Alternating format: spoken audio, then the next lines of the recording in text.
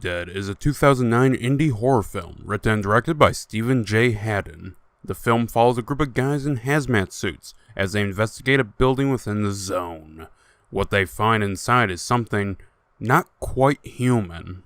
Before we get into the film, let's take a look, or in this case listen, to the main menu. Tell me that beat isn't giving off some Red Faction vibes. We open up with some text that explains the background for the film. Bioterrorists let loose a Category A toxin in Southern California. This zone is home to about 11,868,352 deaths. This is a possibly exaggerated number, as California has an average population of 253.7 per square mile. If you take this and multiply it by 4,061, you get 1,030,275.7 people. The most devastating scenario this could be in is Washington. It has an average population of 11,569.7 per square mile. Do the math and you have 46,985,770 casualties. Who knows, maybe California actually became a good place and people want to live there. Besides, the back of the case says it's 12 million, so who's counting? We also learned that FEMA as well as the CDC are under-equipped to handle this. Admittedly, when are they ever properly equipped? So everyone decided to go to the private sector. We then get to see a bunch of people play dead. As the intro plays and we get cast names, the music reminds me of John Carpenter's The Thing. One of the names on the cast is Darek Long. You know, they called me Derek Long.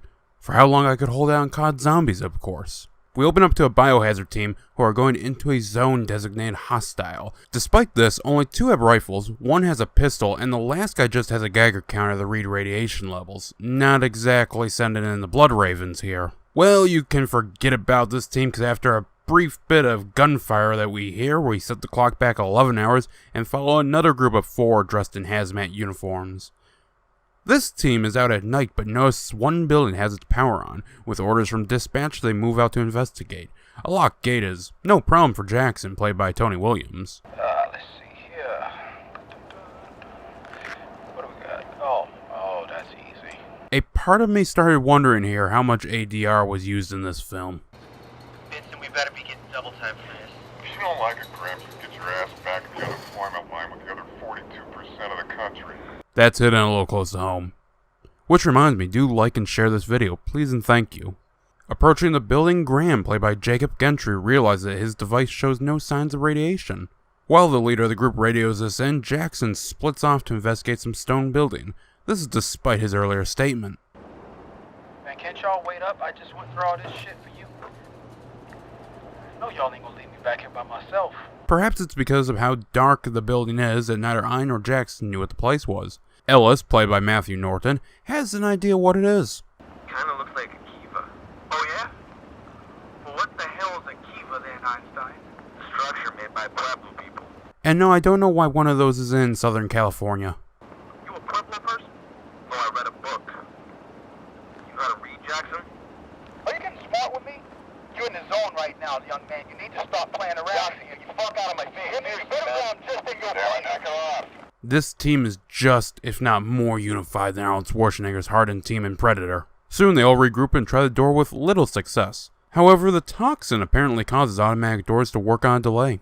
Once inside, they locate a map. The team leader, Benson, played by Derek Long, instructs them on what to do next. And, Graham and Ellis, I want you guys to split up and take the sub-levels, alright? There's an elevator right over there. No. We can't rely on the power of the elevators, okay? We're gonna take the stairs, alright? You got that? Okay. Take the stairs. Yeah, you don't want to end up in an M. Night Shyamalan film. Graham decides to remove his mask, and while I wouldn't do that, we'll give this film credit. Benson had at first suggested that the one detector's broke, so checked everyone else's.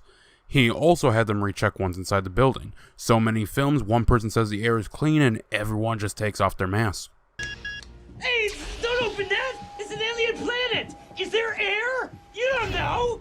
Benson even tells everyone to monitor their devices and to take a potassium iodine tablet, which yes, is used in cases of radiation for the thyroid gland.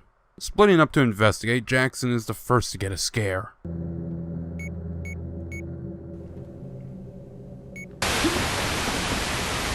Yes, he did just scare himself by hitting the unmute button. However, something far worse lurks in the static, and it wants a repeat of the unmute joke. Meanwhile, Ellis is clearing rooms, and even the building is enough to take him down. He spots a light off in the distance and approaches it, only to find a flashlight.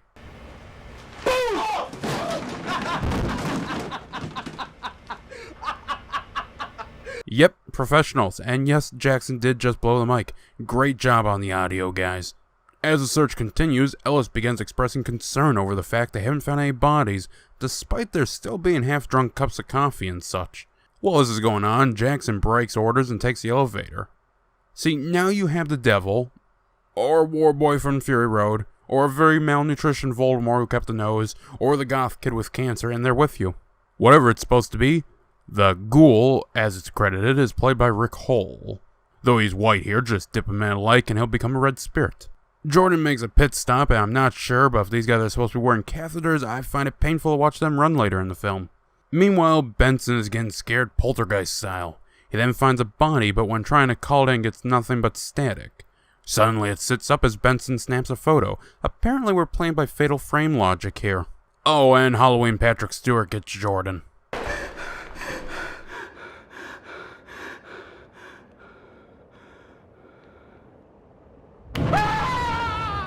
The group finds him foaming at the mouth, and he soon dies. Benson thinks it was a contaminated area, but the others aren't so sure. Graham explains to Ellis about how looters have been getting into the zone, and they aren't unarmed. Neither is Graham, who pulls out a revolver. Graham and Ellis play pool with no balls as Benson gets some one-on-one time with the ghoul.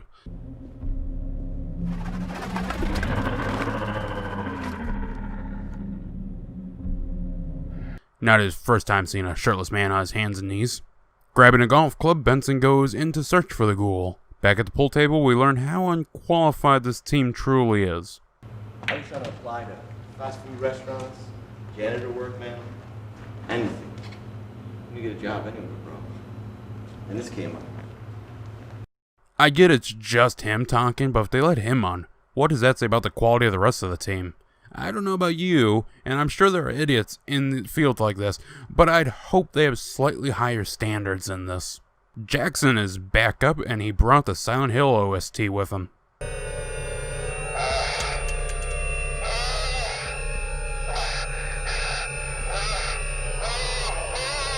While this causes our cast pain and suffering, let me mute that and tell you an interesting thing about the OST track known as My Heaven.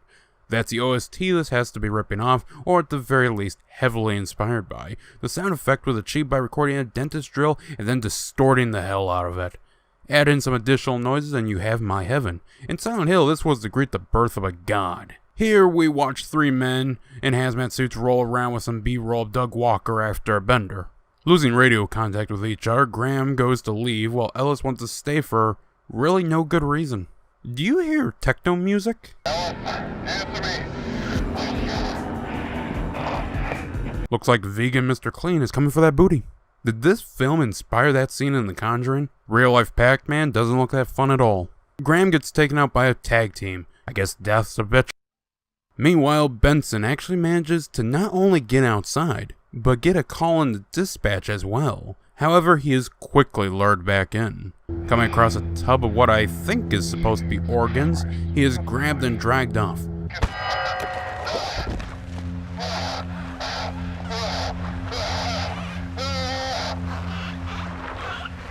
Soon he awakens tied down with leather straps, nearly naked. At least his two buds are there to have fun with him. If I play some Christmas music, will this be the Yuletide gay? Welcome to the segment that probably got this film its R rating. A torture scene, and not a good one. It's pretty much just bad effects coupled with camera shots looking down Benson's throat as he screams. The only reason I'd rare watch this instead of the torture scene in Bunny Man is because someone is actually getting hurt here. Oh, did I mention that Ellis gets to watch along with us? And man, I hope he brought snacks because this lasts 5 minutes and 15 seconds. The gore effects are practical, but pretty bad. I mean, this is something me and a few mates could whip up in an hour or two kind of bad. And I got to see it for, let me repeat, 5 minutes and 15 seconds, accompanied with long screaming. Again, not as bad as Bunnyman's torture scene, but it is a close second. Having seen enough, Ellis runs to get a knife, but doesn't last long before waking up in a cage. He breaks out, and with only one shoe and half wearing a shirt, runs for it. Being stalked by his now-possessed co-workers, he bursts outside only to realize he has no mask. Going inside the Kiva, he sits down only to be promptly taken out. Oh, and one more time breaking the mic.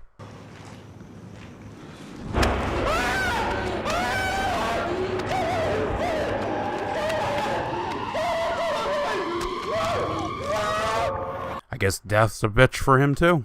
We cut to the opening of the film as our somewhat armed group goes in, only this time we get some very different audio. Dispatch, this is Omega 28650. We've arrived at location. Roger, Omega 28650. Proceed with extreme caution. Environment has been flagged as hostile. Copy that, dispatch. Alright, man, you heard the lady. Let's move out. Dispatch, this is Omega 28650. We've arrived at location. Roger, Omega 28650. Proceed with extreme caution. Environment has been flagged as hostile. Copy that, dispatch. Project Biodead has been canceled. Proceed with disinfestation. Make sure none of the subjects come out alive. Alright, man, you heard the lady.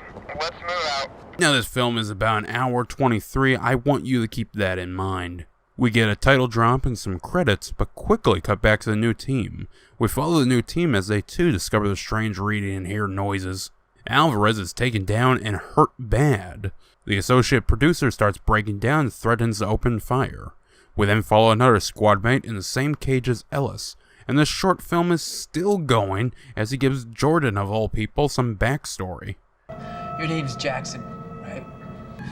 You know, your wife's, she's worried sick about you, and she's waiting for me to bring you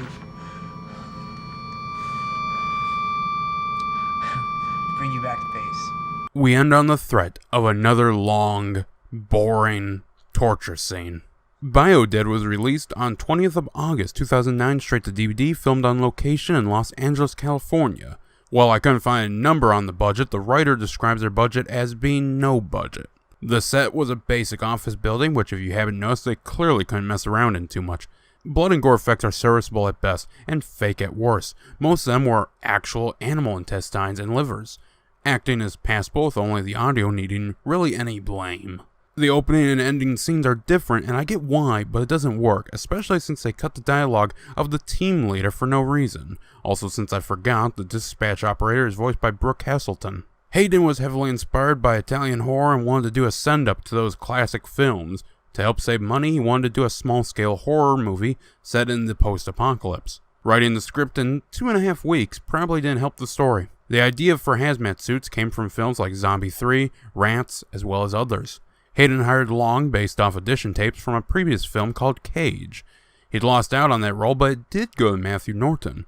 Guess it makes sense he's the one we see in a cage here. The woman freaking out at the end is both a producer as well as the girlfriend of Hayden. Originally the script lacked all humor, but the humor between Tony and Matthew was all improvised. The film was shot after hours in the building which had a broken AC. This proved troublesome for the actors since the suits were not breathable. They actually cut off the leg parts to allow some ventilation. Parts of the film have Hayden himself being a body double throughout the film. Hayden wanted the music to be very 80s, so he gave DJ Freeman tons of Goblin and John Carpenter music to get inspired by. While filming, everything in the audio department had to be done in ADR, from the crinkle of the suits to the voice of the actors.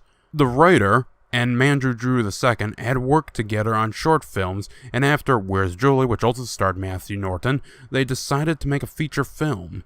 The photo of the man on the couch is Jay Sperry, who manned the Steadicam and boom mic. His photo was taken while sleeping on a couch on set. The shot with the dead hazmat guy is actually Hayden himself and was filmed walking away from the body, then reversed.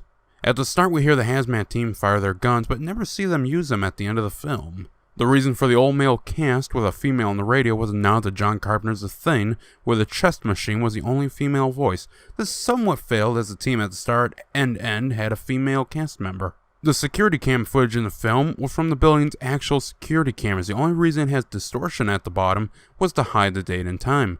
Also, the map seen in the film is the actual building's map. Most of the scenes didn't require additional lighting, as their own gear was enough to light what was needed. For some reason, the one office had a golden toilet in it.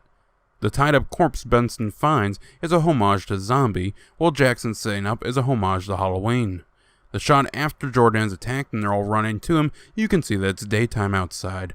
The ghoul crawling backwards and forwards effect was done by having Hull lay on a skateboard. The film originally had a small-scale shootout between the hazmat team and some looters. Due to the budget and lack of confidence in pulling it off, the scene was scrapped. Another scrap scene would have office chairs being lifted up and flung at Ellis as he ran at the end of the film. The original script had 3 or 4 fucks said, but they ended up with 166.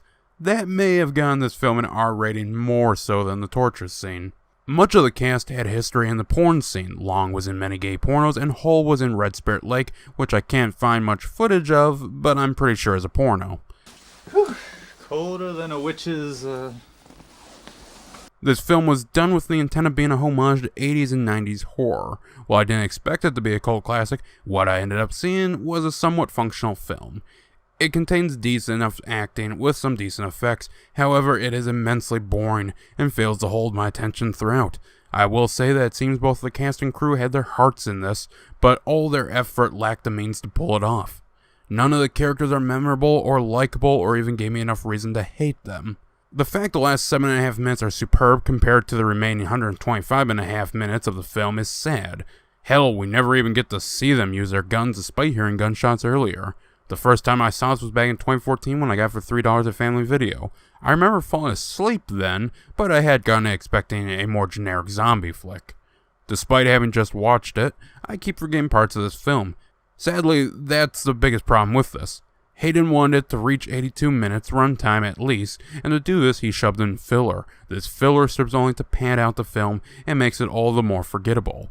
The big set piece in the film is the torture table scene, and once again they had their hearts in the right place, but it just doesn't work. The cuts with the knife look fine, but everything else is so cheap and poorly executed. Yes, they were real animal guts, but I look at it for a second and I can clearly tell how fake it is. Audio is another problem that was poorly handled. They had so much ADR done, I'm surprised they didn't attempt to do a retake with it. Also, for a horror movie, it failed to scare me. Not once was I held in suspense or even invested in anyone surviving this. If I can give it credit for one thing, it's that it's at least short. While it manages to drag and feel like 2 or at times 3 hours, it won't take much of your life to watch, unless you're like me and watch it multiple times. If you want to see better ghost/zombie films that are slow burns, be sure to check out other films. This is one you'll want to avoid. I mean, tie me down to the torture table. At least then I'll actually feel something. You gonna take that shit from him, Benson? And now, folks, it's time to say goodnight. We sincerely appreciate your patronage and hope we've succeeded in bringing you an enjoyable evening of entertainment. Please drive home carefully and come back again soon. Good night.